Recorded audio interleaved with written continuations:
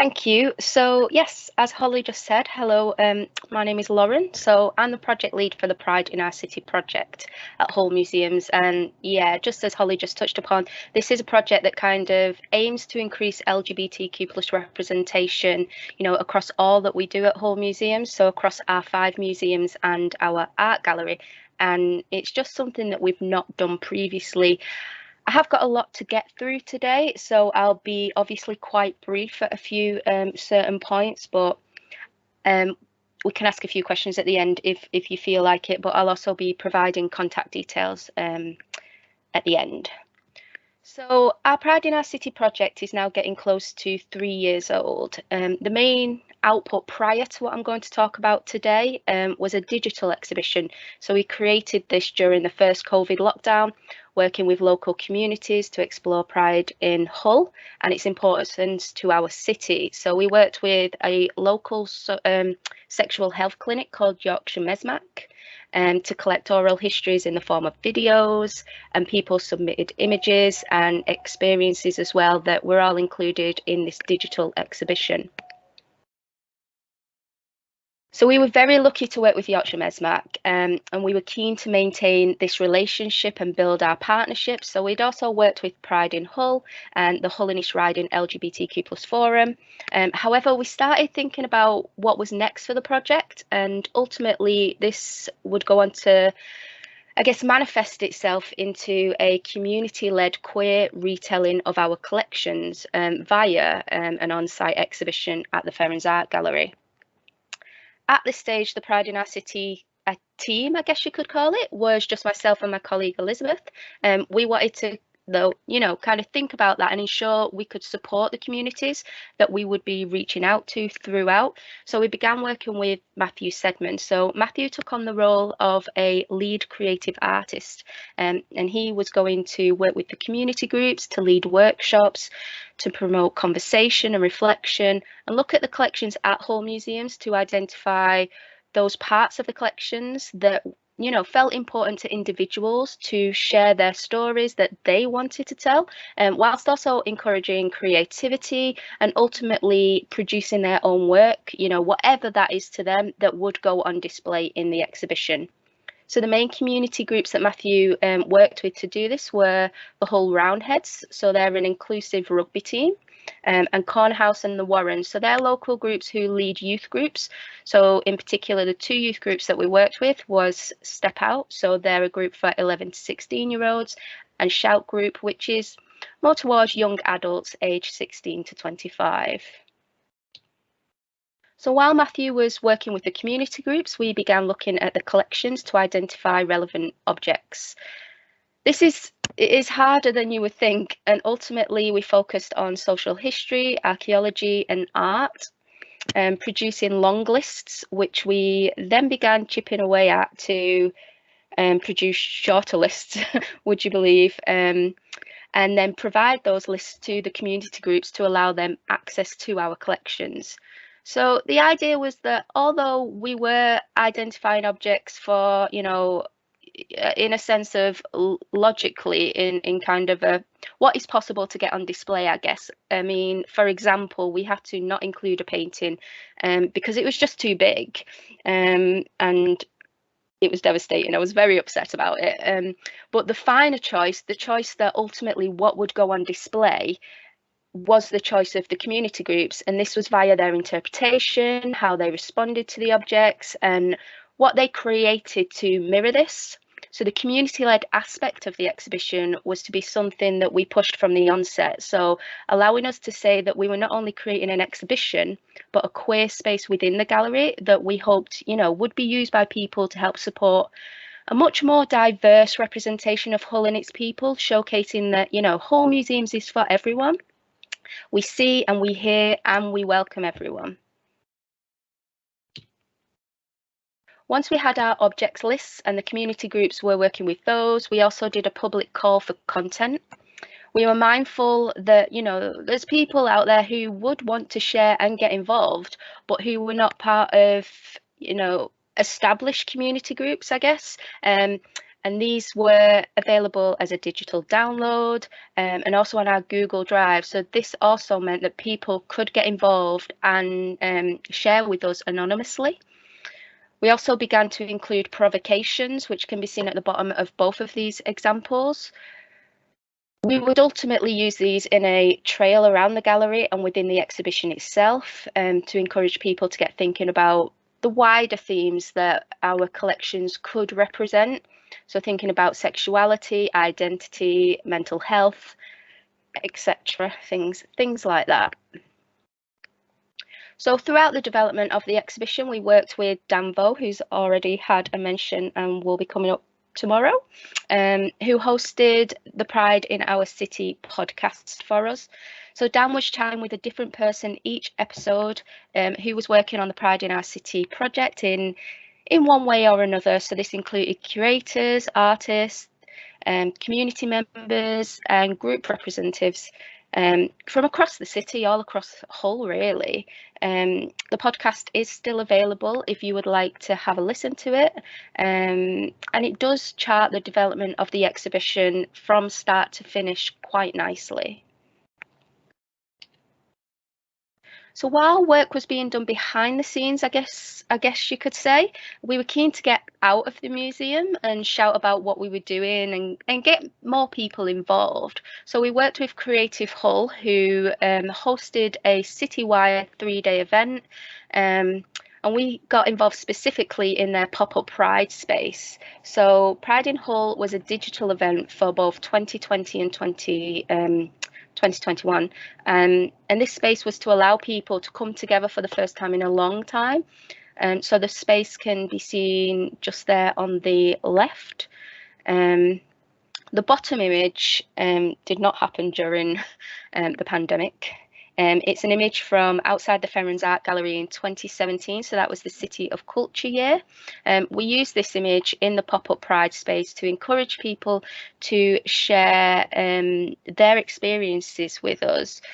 We had this idea of creating a queer map of Hull in the exhibition, and we wanted people to share, places and people and events that were important to them that we could then use to create this visual map of queer Hull in the exhibition. The top image is a still from a video that we submitted to the Digital Pride. It shows some of our staff wishing the people of Hull a happy Pride in Hull. And the images on the right there, they're flags that we created for our social media. They're to kind of indicate what we was doing on social media. I mean, we would be here all day if I began telling you what we were doing on social media through 2021, but it was a lot. And alongside this, the Pride in Our City team were writing Curator's Choice blogs for our website. So just making sure that we were continuing our collections research, sharing our LGBTQ+ collections and increasing representation and access. We also put a brand new flag on the roof of the Ferens at this time. This was met with a little bit of negativity, unfortunately. I mean, the main response that we got was that it was an ugly flag. The fact is that we went with the newest version of the flag, which includes the yellow and purple intersex flag, as it's the most inclusive. And this is something that we've identified now as a priority for us to strive for inclusivity. There were a number of responses to this flag on now being on the roof. It is actually still on the roof if you would like to see it at any point. And some of the responses, said things like, "This makes me feel seen," and those responses to this far outweigh the negative ones. Meanwhile, inside the Ferens, a couple of months before the exhibition opened, we launched the LGBTQ+ gallery trail, which is also available on our website. This includes works in every gallery of the Ferens downstairs, not upstairs, because those galleries weren't currently open at the time. And it kind of offers a new interpretation of the works included. So a different narrative to both the works and the artists that isn't included on their usual labels. So the works are identifiable as part of the trail by the rainbow flags, which can be seen in the images. What is worth noting and quite nice actually, and I'm sure if we've spoken before, I've mentioned this to you on numerous occasions, but the bottom left image there shows two paintings by the two Roberts. So Robert Calhoun and Robert McBride. So they met in 1933 at art school before starting a romantic relationship. And these two works are by the two Roberts individually, but and they're part of the Ferens collection. And this is the first time they were displayed side by side. So just to jump back to the community groups now and what they were working on. So the Hull Roundheads, they were speaking about vulnerability within the locker room for LGBTQ plus people and about a double consciousness to their own behaviours. You know, saying things like, you're there as a young person going through all these experiences, but you're not really one of them. There's almost like an envy around the casual straightness, how natural and confident and comfortable other boys at school were. So these conversations led them to be able to connect with the painting on the left there. So that is a painting by David Hockney from the Ferens collection, and create this photography series, which celebrates how the Roundheads exist beyond the limitations of stereotype and challenges the barriers faced by LGBTQ plus communities in sport. Much like the way Hockney depicts multiple versions of self in the painting, the Roundheads chose to capture a multifaceted identities of the team through this series of layered portraits, reflecting the multiple and varied aspects of what it means to be a rugby player.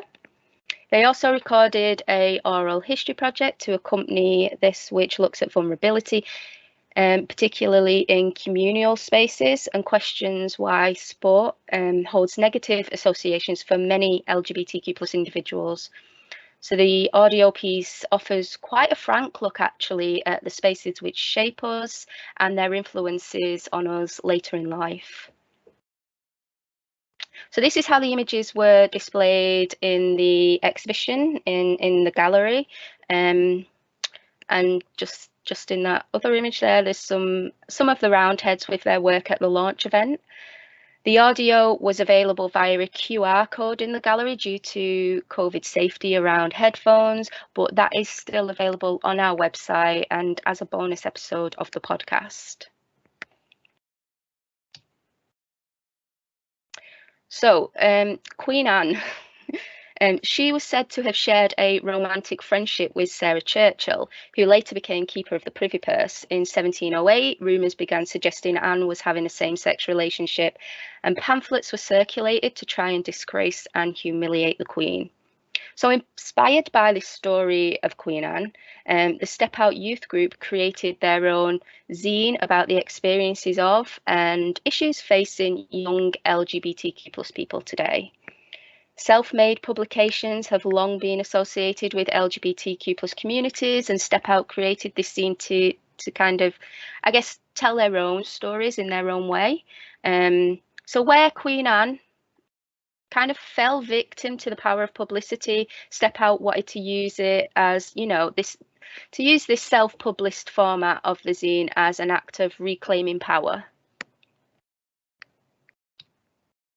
And this is how this was displayed in the exhibition. So in between two works by one of my favourite artists, I guess, Anya Galascio, and as you can see, copies of this, or hopefully you can see just down in the bottom right hand corner, copies of it were available for visitors to take away from the exhibition for free. So it was quite nice that the youth group were able to come in and see their work on the wall and then take away their own copy as well. So through a number of workshops with Matthew, the Shout group identified several objects within the Ferens Art Gallery and Hull Museum's collections which resonated with them. So they explored the history of these objects in relation to their own experiences, inspired by some of the political change makers represented in particular. Shout began to consider their own platforms to enact social change, I guess, and they came up with a number of slogans and statements that call for a better world, which they hoped via, these quite striking and powerful placards would help visitors to the Pride in Our City exhibition to better understand the kind of issues facing LGBTQ plus youth today. And this is how they were displayed in the exhibition, large, striking, bright, and actually opposite the cafe door. So hopefully the strong visual drew a few people into the exhibition. So of course, each object and piece of art on display from the collections had a curator label written to provide context. We were also very keen to provide space for the community voice throughout. So this developed into these community interpretations. Every object on display had at least one, but more often than not, there was numerous community interpretations, sharing experience, poems, and even illustrations to help visitors take away a different understanding of the collections, of the work that the community groups and individuals involved were creating, and new ways of engaging with the Ferens outside of that curatorial voice. So the interpretations were sometimes honest and raw, but I absolutely believe necessary to ensure that we were telling a complete story. And finally, this is what the exhibition ultimately looked like. So we worked with a local designer, Lydia Caprani. So Lydia helped us kind of put into reality an idea that Elizabeth and I had been discussing from the start of the project, which kind of leans into a zine aesthetic over the whole exhibition. So unfortunately, neither of us are designers, and I was shocked actually that Lydia was able to kind of visualize the chaotic thoughts that we were having and ultimately created something engaging and fresh for the Ferens. It felt very fresh in comparison what the Ferens was doing previously and at the same time, but in line with that overall narrative of the exhibition too. So a comment that kind of stuck with me from a colleague when she saw the exhibition design for the first time reference the torn edges of the colours around the panels and the main logo that you can see there just at the top. So she said to her it looked not only like this zine visual of torn paper, but almost like the overlying wall was being torn away to reveal the hidden histories below. And I like that because it's so true, isn't it? You know, these stories are not new. These collections are not new, but they've never been used to represent these communities, share these experiences, and kind of tell the stories of these individuals before. The histories have been hidden actively or not. But it is, you know, it's our responsibility now to remove that cover and bring these narratives to the forefront. So a key part of the exhibition was that queer map of Hull I previously mentioned. So this is what it ultimately ended up looking like.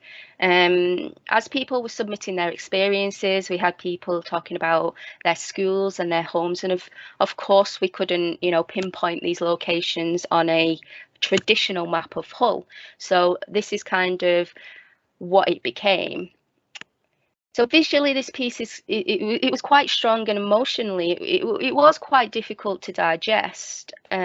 However, what came from this this queer map is that people began reading these personal accounts and seeing quite literally their own stories reflected back at them. So one example of this was a visitor who approached me in an event to tell me that she'd been reading on the wall what is referred to as the gay bench in Queen's Gardens here in Hull. So this is a little secluded bench where people would meet up, you know, publicly, but with still a little bit of privacy and a place in which they felt safe. She was shocked to read this account on the wall because She and her girlfriend in the 80s used to meet up on this bench, and in fact, they had a photo of them on this bench in the 80s. And at this time, she felt so unwelcome in Hull because they were lesbians that they ultimately moved to London, returning years later to raise their children here. But it wasn't until she read about the bench in the exhibition that she discovered other LGBTQ plus people were having the same experience as her during a time when, they felt so alone. So once the exhibition was up and open, we began our events program. So we hosted an LGBTQ plus coffee morning in the exhibition, aimed towards older people who we admittedly had struggled to engage with previously. And as it turned out, a lot of these people that attended the coffee morning wanted to visit the exhibition but didn't want to come alone. So this was a chance for us all to socialise together and use the exhibition as that queer space that we had hoped to create from the very beginning. For Trans Awareness Week, we hosted a series of In Conversation With videos that provided a platform to share trans voices. So these are also all available on our YouTube still.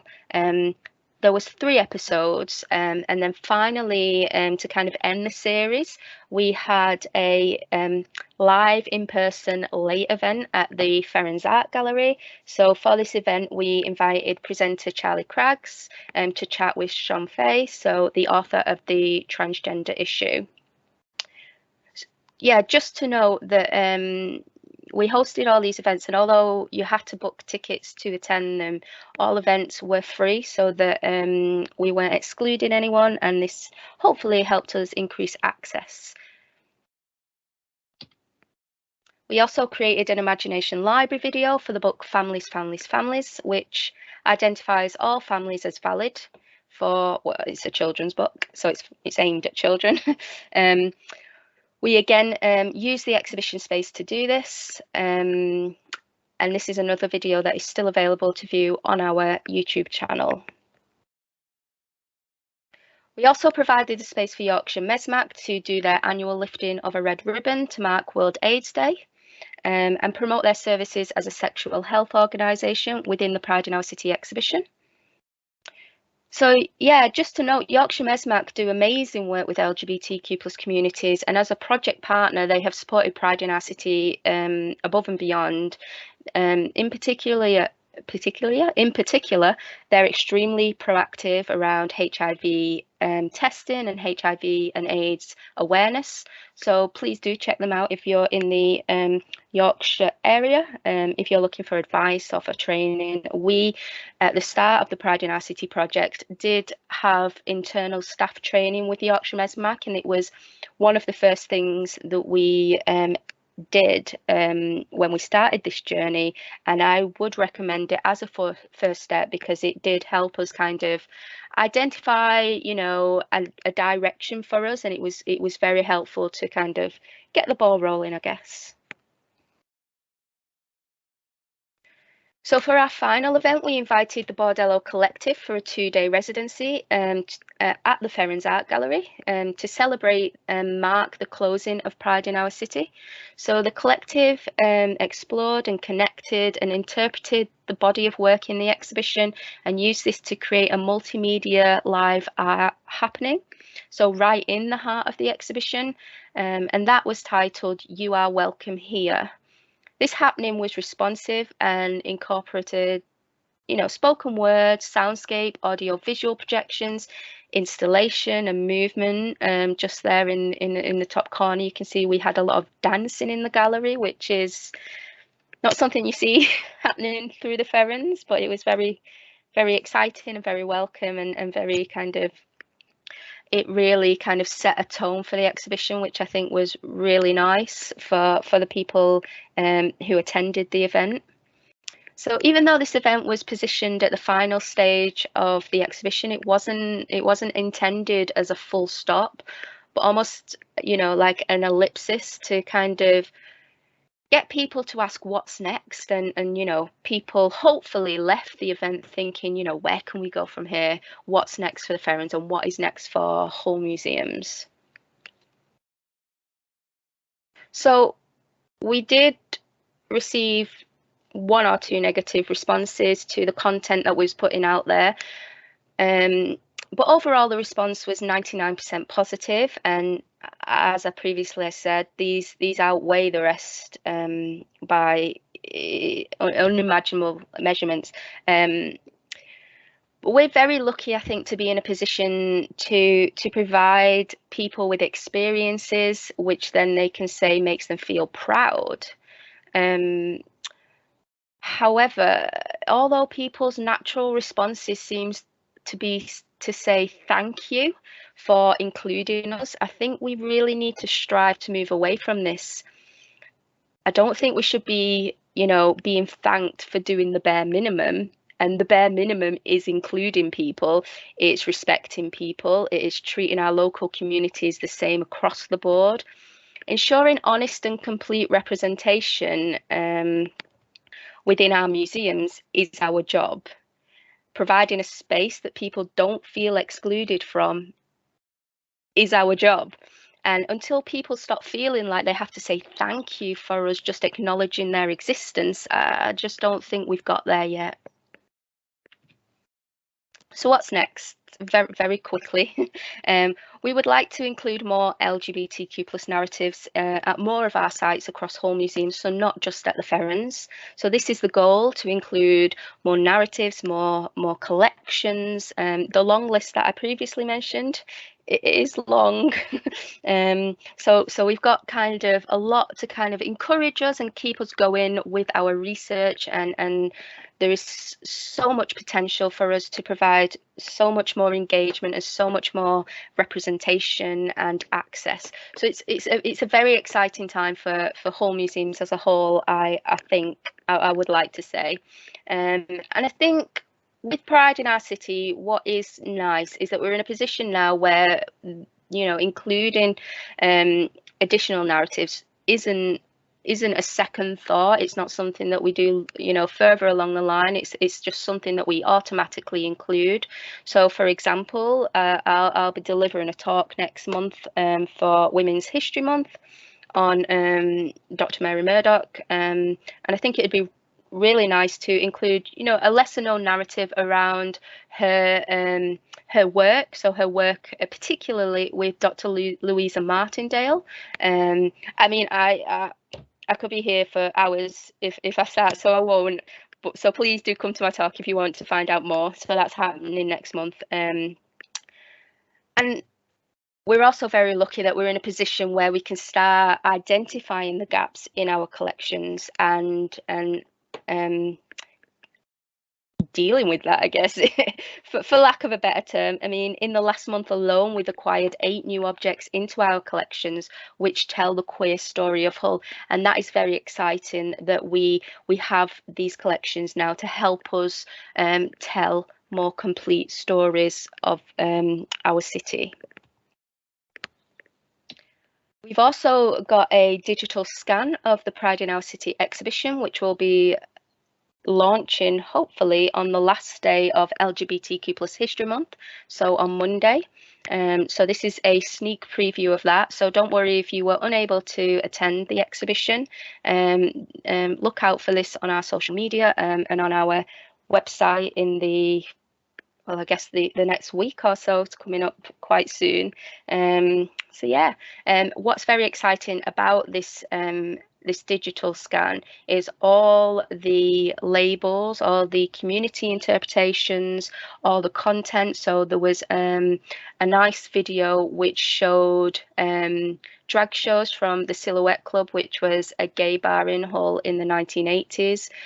You were able to click on that and still watch the video. All the QR codes for the content that was included in the exhibition still work, so that will take you to the additional content, so the podcast, the Roundheads audio. We also did a Pride in Our City playlist. We also produced a Pride in Our City reading list. There's so much to explore in the exhibition that we'd be doing the communities that helped us create this exhibition a disservice if we didn't provide ongoing access to this content. So luckily we're in a position to create this digital scan, and yeah, you'll have to let me know what you think of it. But yeah, it might take you a while to get through it all.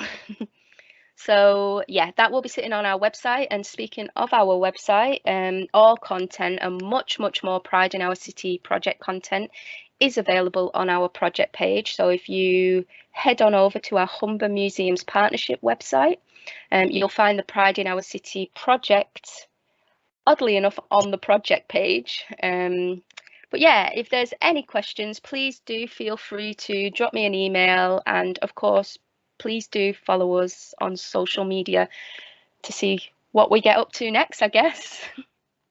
I'll just stop sharing my screen and pass over back to Holly. Thank you, Lauren. I am almost overwhelmed by I know. Hull Museums is doing in terms of diversity and inclusion.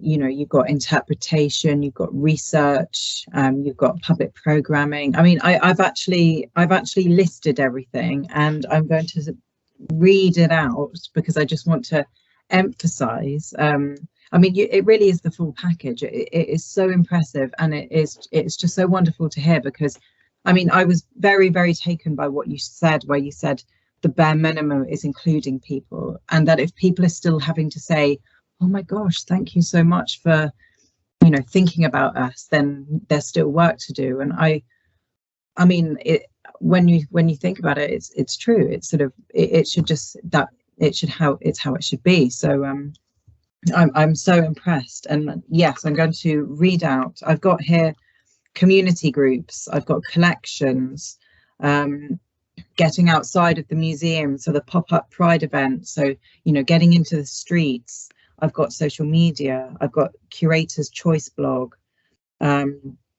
displaying art alongside community responses, so putting 2 and 2 together in ways that they might not have been done before. I've got zines, I've got a queer map of Hull, digital scan of the exhibition, playlists, reading lists. It's amazing. I mean, what an achievement, really. It sounds like exhausting when it's repeated back to you. Yeah, it does sound exhausting. No, it is brilliant. And I think I feel like Hull Museums could really be a blueprint of what can be done, and also a kind of resource in terms of ideas, because things like a playlist and a reading list, that's so wonderful, and something that can be incorporated into kind of someone's everyday life. And it's about expanding what services the museum can provide. So I really like that idea, and the fact that you don't actually have to visit Hull Museums in order to kind of benefit from the work that they are doing. And I think that's really valuable. And yeah, you are clearly taking everything the modern age has to offer in terms of digitalization and using social media and using all of these resources that we have at our fingertips in order to expand programming and probably capture people in ways that they wouldn't have been before, because it might be something like a playlist that gets someone hooked, where actually an exhibition wouldn't have done it for them, but you've reached out in a different way, and you know, you've got someone hooked. And I really love that, and I'm just, yeah, again, so impressed by everything you're doing inside the museum, outside the museum, on social media, on the internet. Yeah. Everywhere. You must be just everywhere. I sleep 2 hours a night. I know, I'm joking. It's been a privilege, really. I think the exciting thing for us is that, like you say, we were in a really lucky position. You know, I mean, we were all obviously kind of locked at home, but we used that time to kind of think, how do we still connect with our communities and kind of understand, you know, it's not, like you say, it's not always a painting on a wall that people look at and think, wow, that is, you know, something that I'm going to engage with. But, you know, if you're on the playlist and you've got Jane McDonald in your ear and adding to that kind of, you know, experience, that is something that does it for people, and you know, that kind of added dimension to ensure that, you know, not just one person is kind of reached out to bring into the museum. I think that's kind of almost a stale way to think about it now. I don't think we should be going, how many people can we get through the door, how many people can we get to the exhibition? It's more about how many people can we provide an experience for. And it's not that experience that we should be dictating. We should be listening to our local communities, ensuring that they're aware that, you know, Hull Museums is, you know, various sites, but it's a site for people to use, not to come in and feel like. I remember in one of the episodes of the podcast, actually, we talked to one of the leaders from, and a podcast, yeah, we talked to one of the leaders of a local youth group, and she says, you know, some of the kids have quite obviously said, like, they're not ashamed to say it, that they won't go into the Ferens because they feel like they go in, they have to put their hands in their pockets, and it's not a space for them to kind of interact how they would like to interact. And I think that's something that we needed to step back away from and think, you know, wow, the fact is that we are excluding those people. So I think we were really lucky in the sense that we were able to sit down and think about that, and think about, you know, Pride in Our City. It was a new project for Hull Museums. It was something that we hadn't done before, and it was something that we wanted to not do for any other reason than do it for our communities and do it right. So it would have been, you know, absolutely remiss of us not to kind of talk to people and say, you know, we want to do something for you.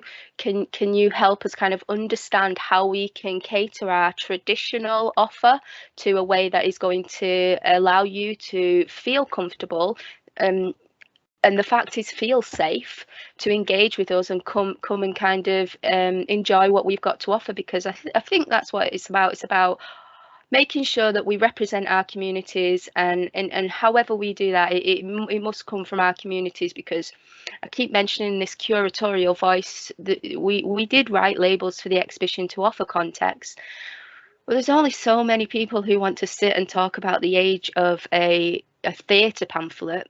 Not many people care, but if you start looking at that and looking at kind of how people interpret that, like they, ironically, it was a William Shakespeare play with the character Orlando in, that we ended up putting on display. But you know, the way people kind of interpret that individually, not just as a standard, I think we've got to acknowledge that, you know, not everybody engages with our collections the way we may have thought 50 years ago. It's just not going to work. It's just not going to cut it anymore, and we need to adapt. And I think, yeah, we were able to do that. I think, you know, as a team, we were very lucky to work with Matthew and local community groups who were able to kind of say, yeah, you've not done this for us before, but we're happy to help you do it now. So yeah, it worked out really well, and you know, I personally think we should be the people saying thank you, not receiving these comments saying thank you for including us, because I don't particularly think that's right. I think, you know, right in a wrong doesn't deserve thanks. It sounds like there's been a real time of creativity and innovation and development in Hull Museums, for Hull Museums, and that you've really kind of radically changed your focus from it kind of being a kind of top down, where the museum tells you how to interpret something, to actually a kind of turning the tables really, and thinking, well, actually, what can museums learn from the communities that they want to better serve? And yeah, it's a redistribution, actually, I think, of knowledge and of voice really. And it's, you know, whose voice is more important, you know, potentially. I mean, when we think about it, museums are still running on a lot of museums are still running on a very Victorian model, where it was all about collecting things from all over the world, from the empire, and it was kind of the information was disseminated to the viewer, whereas you know, and that format is still everywhere really, although we are kind of pushing against it, and thinking of new ways to engage with audiences and to kind of break down that kind of binary and that kind of imbalance. And I think what you're doing, everything, it is so impressive. And I think, yeah, that's I really like that, when you said how many people can we provide an experience for, instead of kind of how many people can we get through the door. And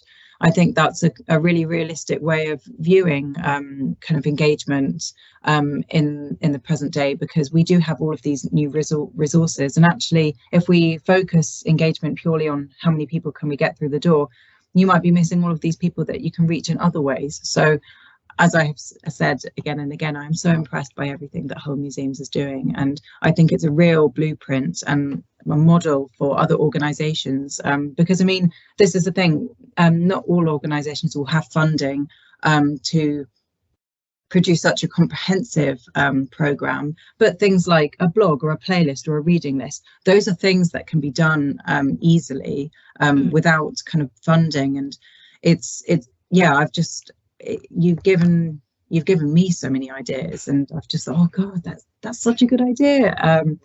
Yeah, I'm again really impressed.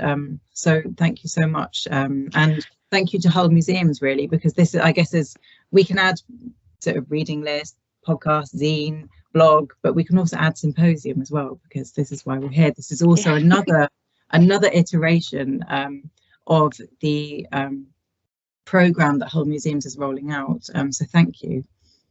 No, thank you. I mean, it's a true pleasure that we're able to share what we're doing, because yeah, like I said, it is something new. I mean, although this project's now looking at being 3 years old, you know, every step that we take is something new for us and exciting, and it's something that, you know, we're very keen to kind of share and shout about and talk about what we're doing. And you know, this is the perfect opportunity. So it's a constant pleasure from our side as well.